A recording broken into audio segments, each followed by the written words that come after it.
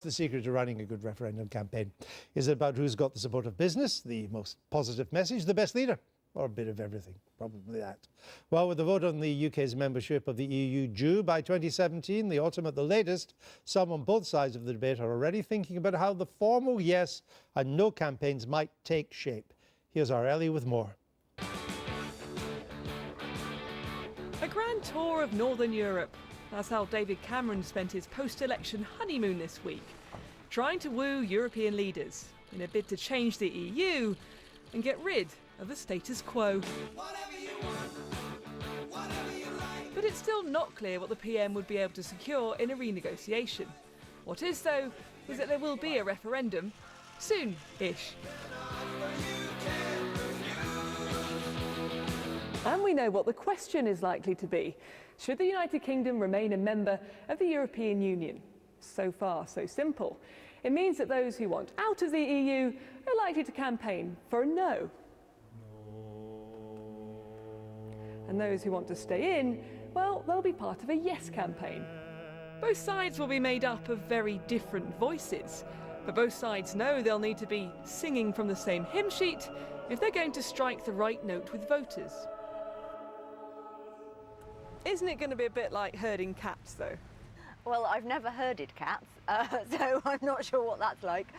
It's sort of a network of lots of different people who all think we're better off in, and that will be for different reasons. So, you know, environmental groups want us to be in Europe because sort of climate change and things don't stop at borders, and then you'll also have trade unions and groups in favour of sort of much more workers' rights, and then business organisations in favour of Europe from being able to trade freely. So there will be lots of different people with very different messages.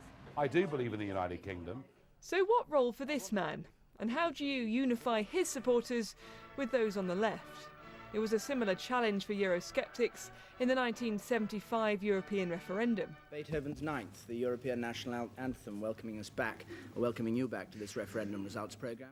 But a hurdle that John Mills, the then No campaigner and now Labour donor, says isn't insurmountable. The issues that were dividing people in those days and now are not really ideological issues. I mean, they're questions about how much we pay into the European Union, how much regulation you have, what's going to be done in the European Union over the single currency, issues around immigration. I mean, these are things which cut right across the normal political divide.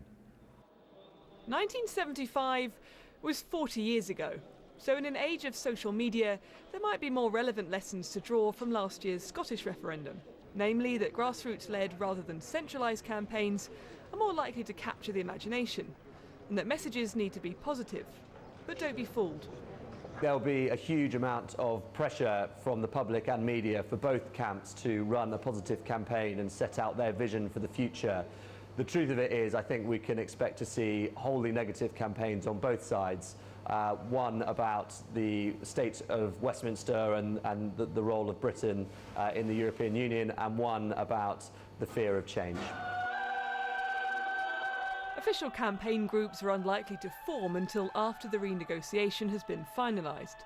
But privately, there's a feeling that there's no time to waste. So the chorus on both sides will only get louder. That was